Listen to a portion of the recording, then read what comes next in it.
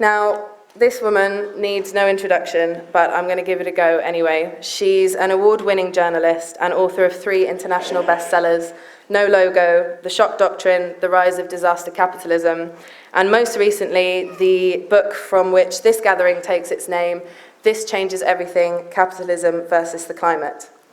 It's been translated into over 15 languages, taking a radical analysis of the climate crisis and making it mainstream.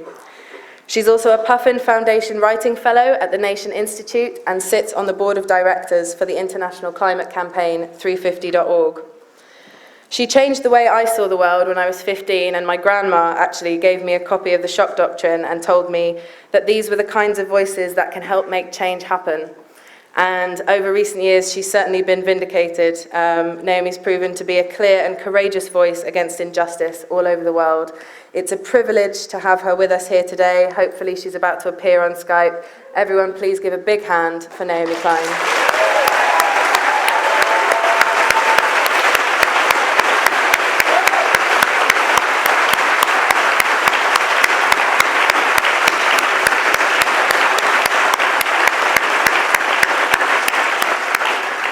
Hello, Naomi, can you hear us? I can. Can you hear me okay? We can. Thank you so much for being with us today and taking the time. We're going to give you the floor for about 20 minutes or so, and then move on to some questions, if that sounds all right. That's perfect. Thank you, Maya. I also want to thank your grandma giving you that copy of No Logo and all of you for being there today. I wish I could be there in person. I'm in the middle of launching a book in different languages in Europe. So I'm in Barcelona right now. I was in Germany last week, and going to France, and it's just been a really, really amazing and crazy few weeks, months. But to be honest with you, the work that you guys are doing is why I wrote the book. Not so that I could go around giving lectures, but because I hope that the book might be a catalyst to start conversations that need to take place, and that those conversations could begin to give life to a transformative political vision. And I don't think it is the role of individual authors to provide people with that vision. I think if that vision is going to be fought for, is going to be sturdy, is going to be powerful, it has to be one that is built from below. I know that books don't change the world, that social movements change the world, and all writers can do is provide some tools along the way that can sometimes be helpful. So the conversation that you're having and the fact that this has been a self-organized event, not something that me or any of the people that I work with had the idea for, but something that came from readers, activists, people who wanted this to happen and then invited me to participate is just basically the best thing that's happened to me, in my writing life. So I'm absolutely thrilled to see this happening.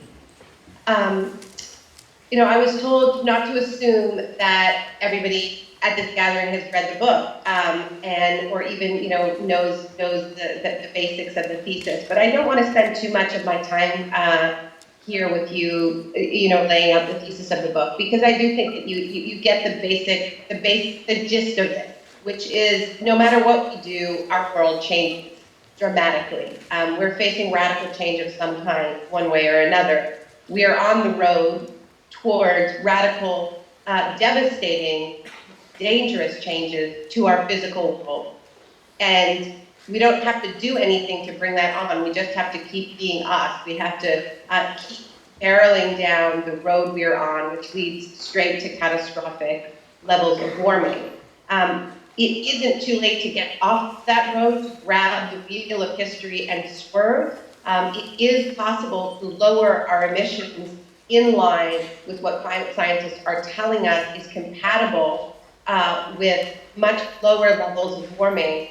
But to do that, we basically have to change everything about our corrupt political system and our profit-driven economic system. So obviously our leaders aren't going to be the ones to grab the wheel and swerve because they are utterly embedded in that logic, products of it. And so it's going to have to be social movements that lead from below, that play that powerful leadership role.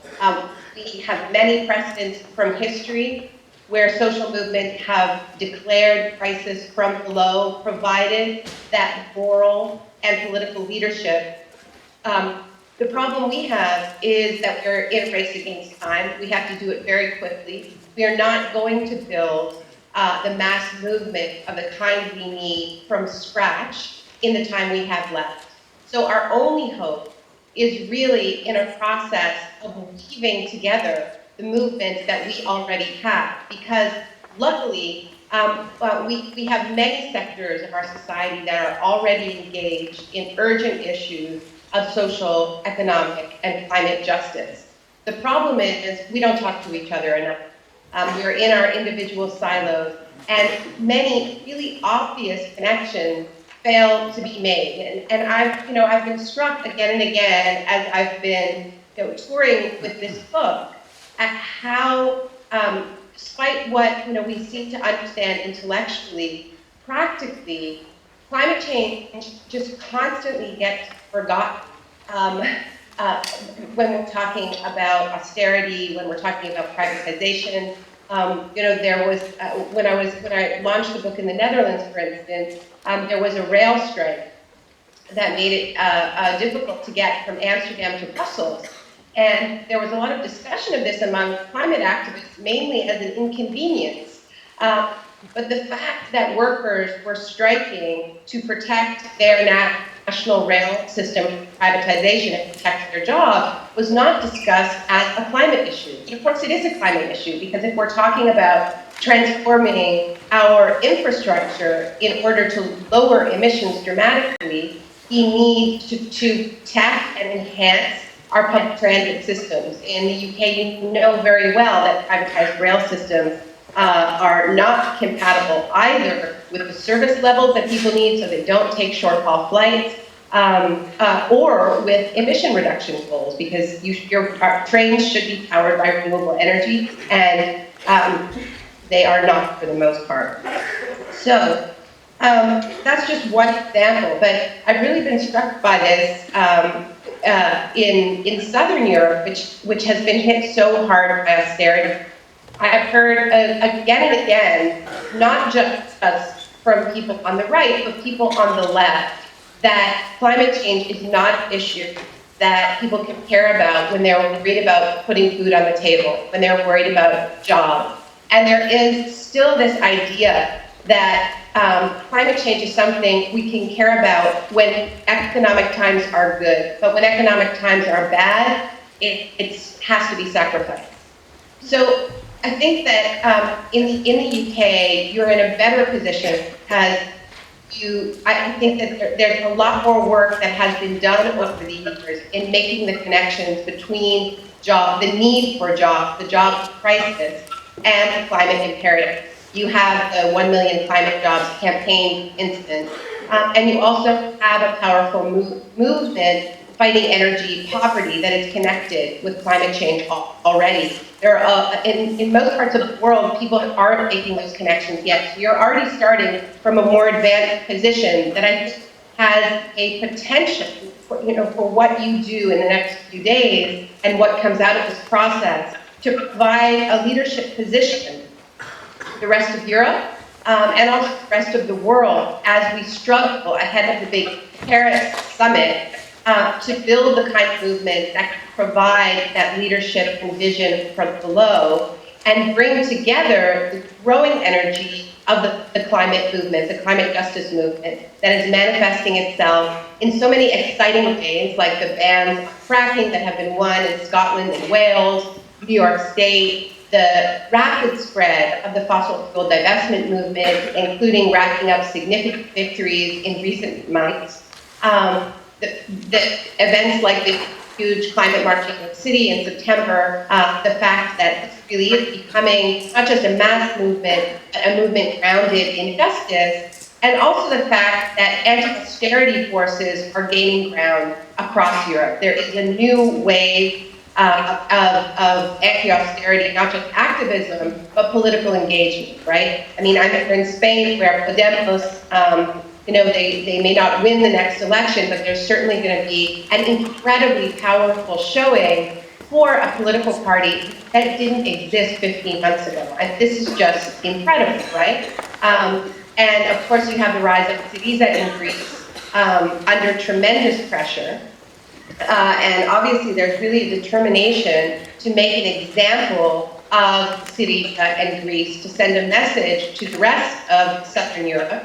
Don't get any crazy ideas about how you have the power to reject austerity, because look what happens when you try. And it was really striking to me when I was in Germany launching the book, that there is this incredible hypocrisy and double standard between what Germany is doing in its own country and what the German government is prescribing with the help of the Troika on the rest of Europe. Because in fact, domestically, Germany is showing perhaps better than any country in the world how you can marry an economic justice agenda with the imperative of climate change. I mean, it's not perfect, but Germany has been in the midst of a dramatic energy transition. It's a transition that was demanded from below by Germany's powerful green movement, particularly its anti-nuclear movement. And now Germany is getting 30% of its electricity from renewables, much of it centralized wind and solar. This has been held by a powerful energy democracy movement where hundreds of cities and towns have voted to take back their electricity grids from the private company that had taken it over because they were tired of seeing the profits generated from energy going into the pockets of private multinationals. They wanted lower rates, they wanted more democracy, more power, and they wanted the resources to stay in communities so that they could use them to pay for services. So you have this kind of quadruple win of more democracy, clean energy, the ability to fight austerity, and also incredible levels of job creation. 400,000 jobs have been created in Germany in this energy transition. But in Spain, before 2008, Spain was rolling out renewable energy at a fantastic rate. But under cover of austerity, Spain has slashed its support for renewable energy. It killed its feed-in tariff grid. And now people are actively penalized for putting solar panels on their rooftops. And Spain is in the middle of a major push to frack for gas and drill for more oil. And this is happening in Portugal, it's happening in Greece, it's happening in Italy, the same thing. Attacking supports for renewable energy and doubling down on fossil fuel, all under the guise of budget austerity, economic responsibility, and so on. So it's clear that the austerity agenda doesn't just attack people's social well-being, it's destabilizing the planet itself. And what Germany is showing is that taking climate change seriously is a much better economic plan. So this idea that has taken root, even on the left, in some Southern European countries, of, well, we'll care about climate change once the crisis, is exactly wrong. In fact, if we take climate change seriously, we have a route out of the crisis. We have a jobs plan. We have an energy democracy plan, a way to lower rates, keep resources in the community. But these types of agendas need to be articulated through a process like one that you've initiated in London, where all of the relevant parties come together, articulate the principles of a justice-based transition, set clear targets in line with science, and then think about the policies that are going to get us there, right? I think it's really important that when we talk about the potential for green jobs, we are not just talking about putting up solar panels. I think we need to massively expand our definition of what a green job is. Nurses that's a green job. That's already a low carbon sector. We need to recognize the low carbon, underappreciated work that's already happening, much of it by women, much of it by immigrants, in the caregiving profession, the teaching profession, in sanitation. These are the most undervalued jobs in the economy. Some of it completely unpaid. So we need models that recognize this as the parts of our economy that can grow and expand and must grow and expand, even as we contract the parts of our economy that are actively destabilizing life on Earth and making life more precarious in so many ways.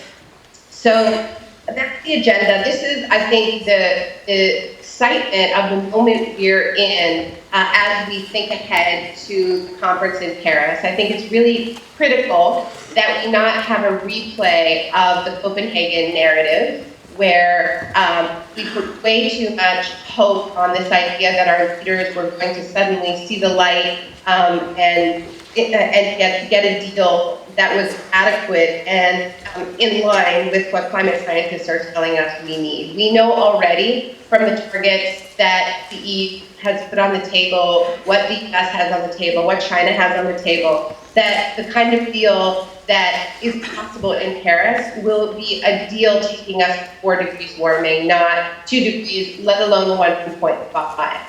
So I think that doesn't mean we ignore Paris, but the way I think we should think about Paris is as a great big megaphone for the movement to amplify a vision, a justice-based vision for a transformation away from fossil fuels towards 100% renewable energy, one that creates billions of well-paid, unionized jobs, one that dignifies undervalued work in our economy, one that provides a social basis, which I think a basic income can provide, that makes sure that people aren't forced into dirty jobs and jobs that just fuel mindless consumption, and also frees up time for caregiving and other practices that enhance life.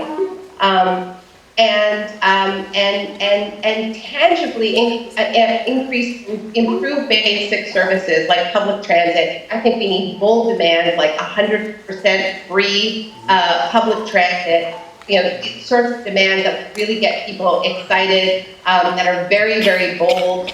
We might not get to free, but I think it's a good idea to start with that sort of bold demand, like the Chilean students demanded free tuition. They weren't just fighting a tuition increase. They went to their core principle, which is that they believe that tuition should be free, and that energized their whole society. So I think we should be thinking about demands like that and stuff like that on the table. So I'm just throwing out a few ideas here.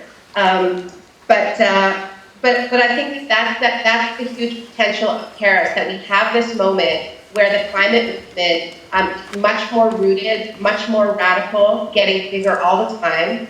The anti-austerity movement is not just getting bigger, but starting to storm the halls of power, articulating its political agenda.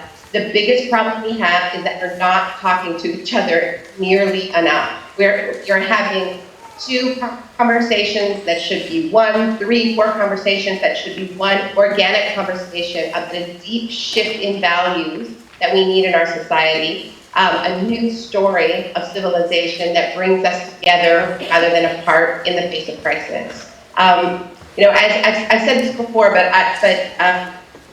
this changes everything. I see it very much as a sequel to my last book, to the Shock Doctrine, because with that book, what I documented in my reporting was the very worst that humans are capable of to face crisis. And it started off being a book about the invasion of Iraq, how that crisis, that shock, was used to advance a brutal form of deregulated capitalism And then it expanded to becoming a book that told this sort of alternative history of how we ended up with neoliberal capitalism riding on the backs of various shocks. As I was finishing the book, final year, I started to notice that increasing shocks that were taking the ground for a more brutal form of capitalism, more privatized, more unequal, more militarized, were natural disasters linked to climate change, like Hurricane Katrina. And I was in New Orleans writing about that disaster. I really felt like I was looking at a glimpse of the future if we don't radically change course. And so I wrote This Changes Everything because I think we need a kind of roadmap to change course, and we need to do it very quickly. So I just want to thank you so much for the initiative, for the openness, for the creativity, and for the boldness of what you guys are doing over the next few days. And I'll leave it there. Thank you.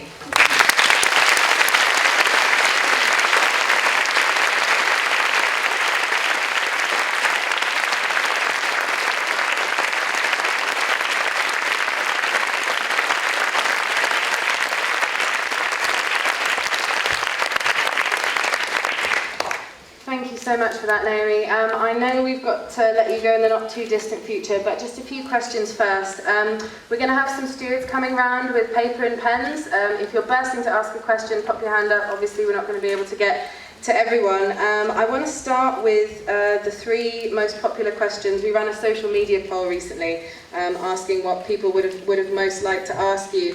The first question, pretty broad, I'm afraid, but no surprise that it came in number one. What is, in your opinion, the most effective way to create positive change for the climate?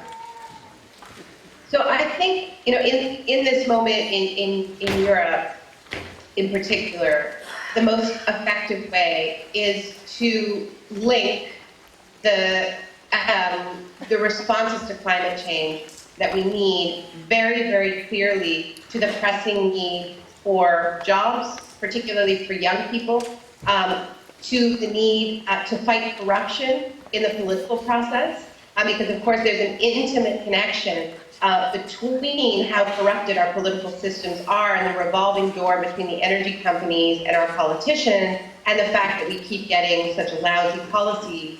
And also very tangible economic needs, like the need for lower electricity rates, the need for cheaper public transit. The reason why there is this false idea that you can't care about climate change during an economic crisis is because parts of the green movement advanced policies last decade that blithely passed the bill for climate change onto regular working people. This perception that climate action is a luxury does not come from nowhere. It comes from policies that introduced green energy programs, and people's bills went up. It comes from the idea of a carbon tax that would require working people, like somebody who drives a taxi, to pay as much more indeed, because it's so linked to their profession, for increased taxes on carbon as somebody who earns £1 million a year and is a much, much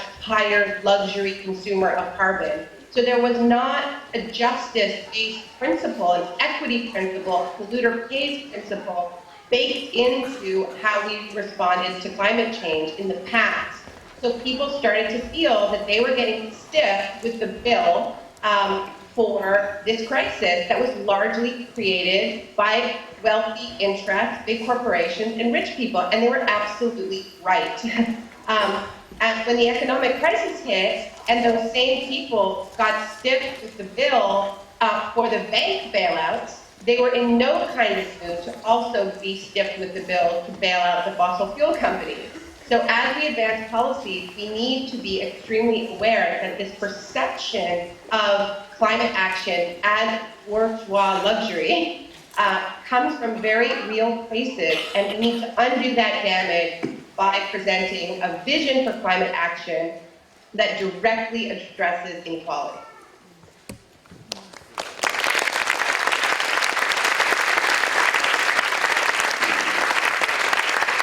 I've got two more questions for you, and the papers are piling up, so we'll try to get through as many as possible. Second question is, the focus around climate change often seems to be on fossil fuels, but livestock agriculture is responsible for more than half of global emissions and has decimated the world's rainforests. How can we tackle this effectively? So in the book, I talk about agroecological farming methods being the sort of farming equivalent to decentralized renewable energy democracy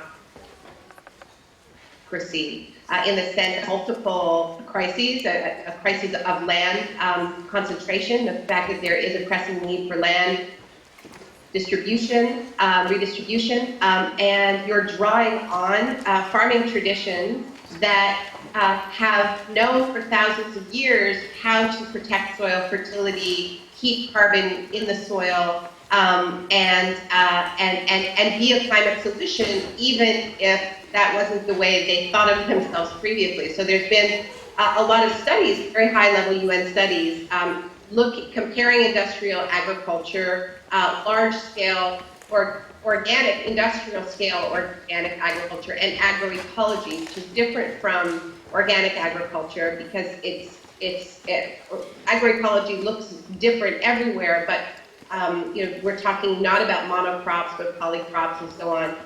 So I would encourage people to do reading on ecological farming methods. Raj Patel is a great person to read on this subject. He's somebody who I quote in the book. He's an incredible resource. Via Campesina, obviously, is sort of the world's leading small farmer organization, peasant organization, that has a climate layer to the work that it added a climate layer to the work that it was already doing, demanding land redistribution, land justice, and adopted the slogan "Small farmers cool the planet" because it's true. So I think that those are the types of systemic changes that we need. Obviously we are going. Those of us who have the option are going to have to eat less meat. But I do think that we need to be looking at systemic responses and more than just talking about the individual decisions that people need to make. As those who are familiar with the book and the arguments I make, I'm not arguing that those individual changes aren't important. It is important that we examine our own personal carbon use and change our behavior.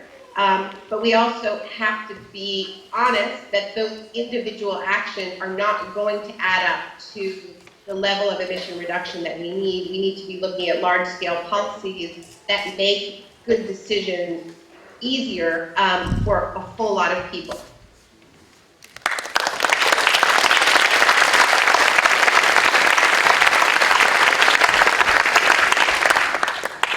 Thank you. I'll put the last poll question to you. I think we've got way too many already, I'm afraid, so if you haven't written one, save it for one of our other fantastic speakers. You can speak to all of these issues. They're all really good questions.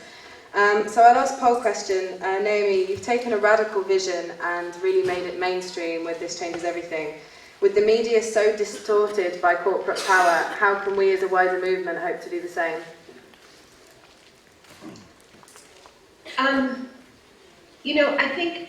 I generally think that movements can spend too much time thinking about how to be palatable to the media when it's really not the task, in my view. I think that the task is really to build movements that are so powerful that they become impossible for news organizations to ignore. And then when they are not ignored, they will be distorted, that's just part of having a radical vision, and that's not something that I'm immune to in any way. I mean, my book has been distorted in the media lots of times, and that, if you're going to put forward a radical critique of power, you should expect how to respond accordingly, and to fight dirty. And I think we are very privileged to live in a time when we are able to reach one another directly so much more easily than a generation ago. That you were able to find each other, the 1,000 people in this room and the people who are listening on live stream, without mainstream media support, using social media, using our own networks. So we can find each other, we can get together face-to-face and online and do that work that's necessary towards building a mass movement. And then as that mass movement builds, you can bet that it's going to be covered. And you can also bet that it's going to be smeared and distorted, but we just have to continue doing our work.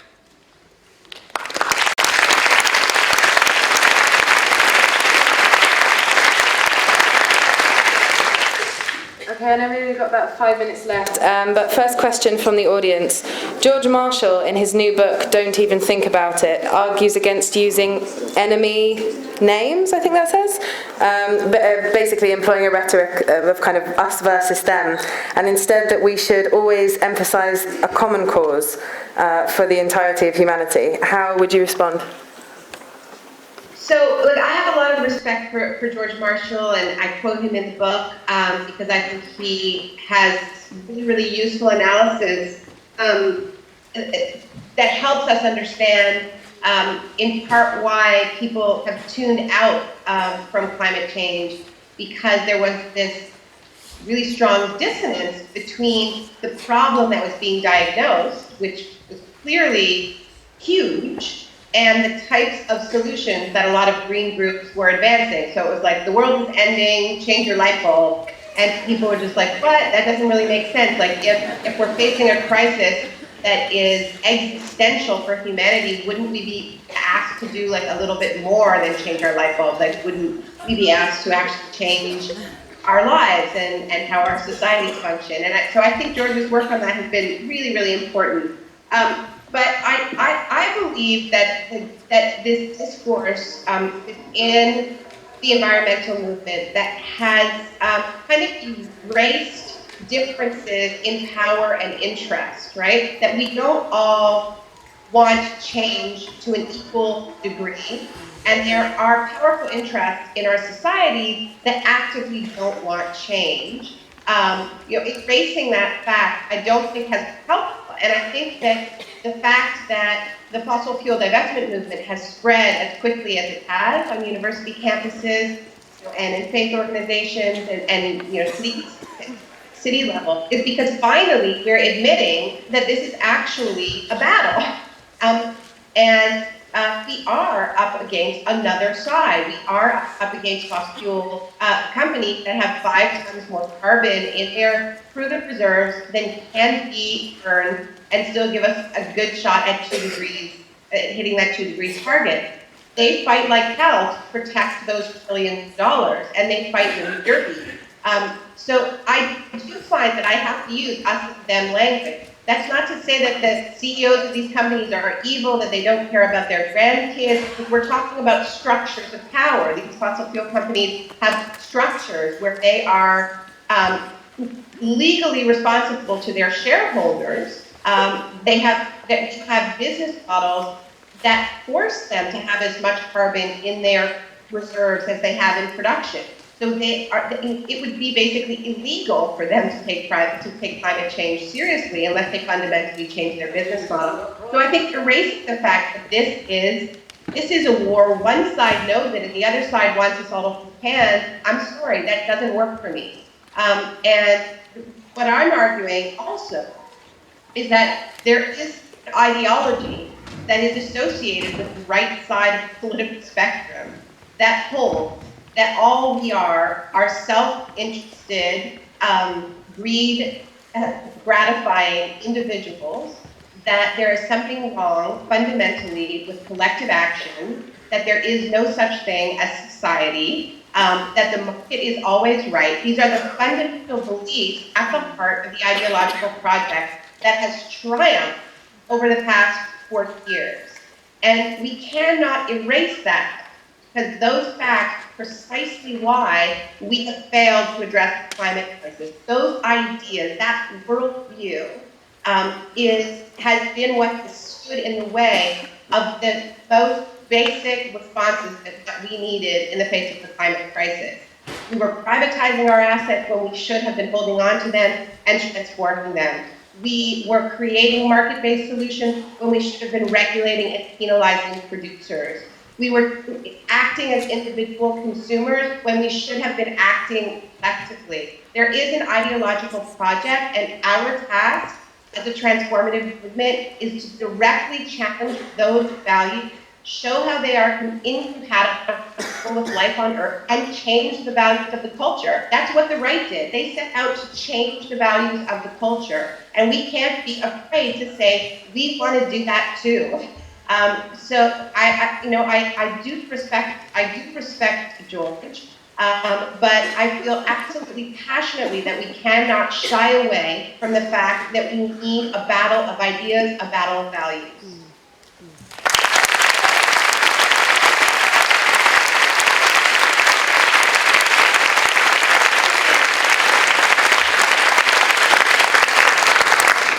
Okay, final question. I know we're running out of time. Sorry to all who we didn't get a chance to ask for. What are your hopes for the future, the kind of movement you want to see, the kind of role you want to see the left and organised labour play in that movement, and how do you keep hope? Okay, I'm going to make this a fast one because we're packing up and I'm traveling with my 3-year-old and he's running out of patience. But he's been very patient for an almost 3-year-old, and that's not very patient at all.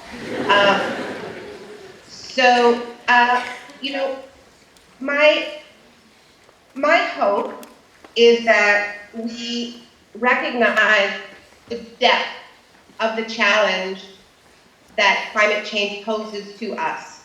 That we see this not as just one issue among many issues, but as a challenge to the core civilizational narrative in which we have been embedded now for a few hundred years. An idea was born in your country in the 1600s.